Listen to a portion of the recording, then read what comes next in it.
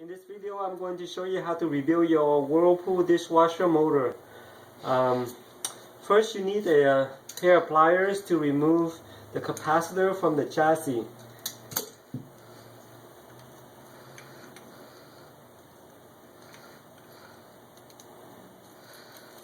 Then, using a Phillips screwdriver, remove the 4 bolts that hold the chassis together. Make sure you press in very hard because the tip of the screw can get stripped pretty easily.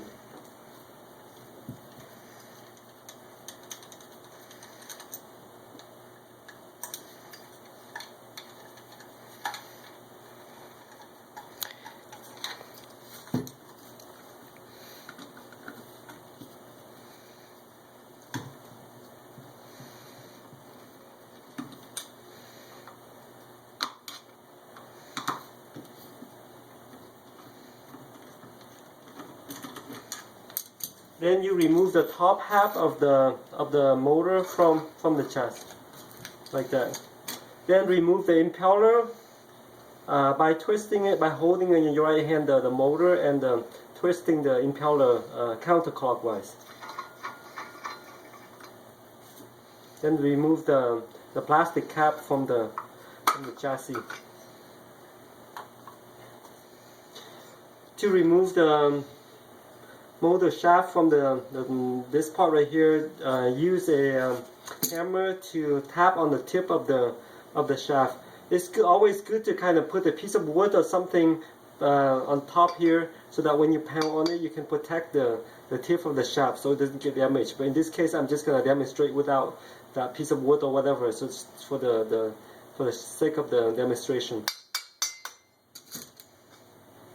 Here you see the motor core with the shaft. Then with a flathead screwdriver, remove the little C-clip behind, located behind the bearing. Here's the C-clip. Then using a file, make sure file just all the rust from the shaft, so that way you can remove the bearing from the shaft later. Make sure you file very thoroughly so that all the rust is removed. Okay, and then once that's all the rust is being cleaned off, use a piece of metal with a little slit about the width of the shaft, so that way you can put the shaft inside the slit like that. Okay. Then with a hammer, again, use a piece of wood or something on top of this, so that when you're hitting on top of the shaft, it won't damage the tip. But in this case, I'm just going to go ahead and tap on the tip of the shaft.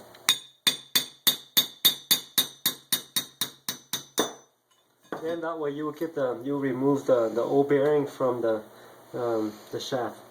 Then put the C-clip back onto the shaft. Sometimes you may have to use a pair of pliers to bend it back, so that way it's tight when you put it back onto the shaft.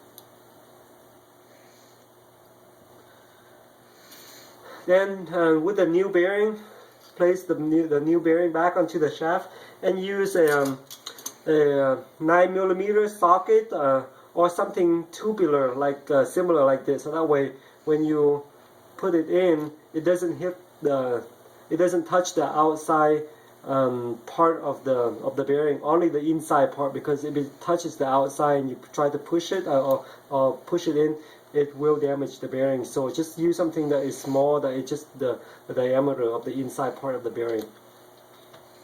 Then with a hammer,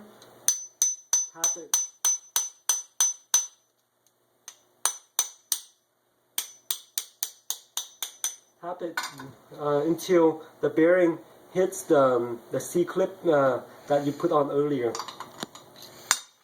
Then with a new bearing, place the core back onto the motor casing. Put this part back. Make sure this part right here is on the same side as the capacitor.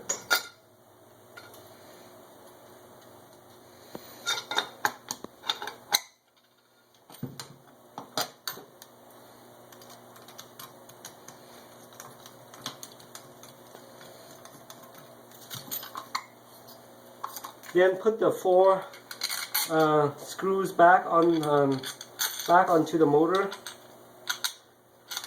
Make sure when you are tightening it, always tight opposite the ones opposite of each other. Tighten this one first, and then the one opposite side.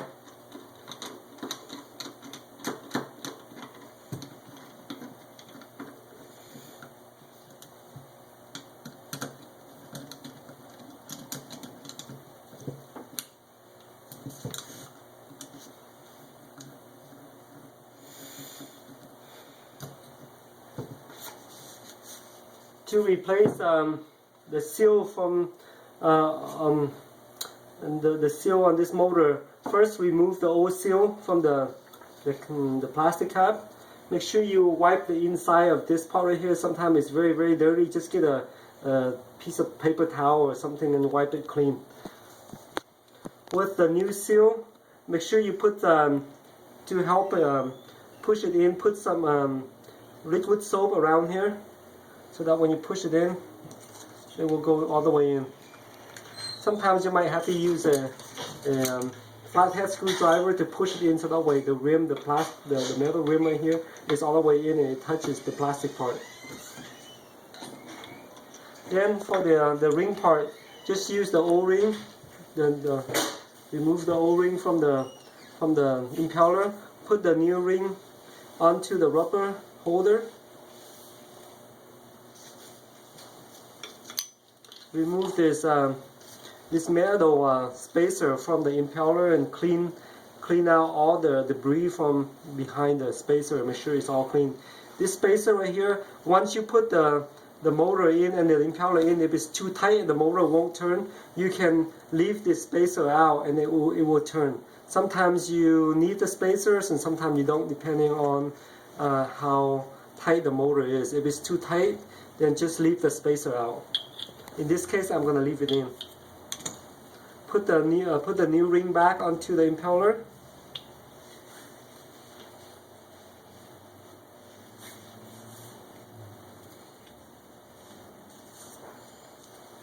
Put the plastic cap back onto the motor. Make sure the arrow on the plastic cap lines up with the arrow on the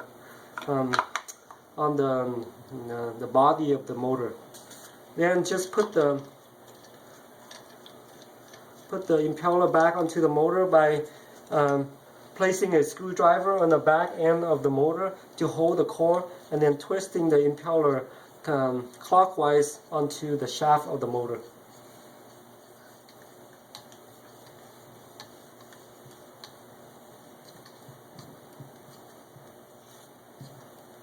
That's it. That's how you. That's all it takes to recondition a damaged Whirlpool dishwasher motor. Thank you.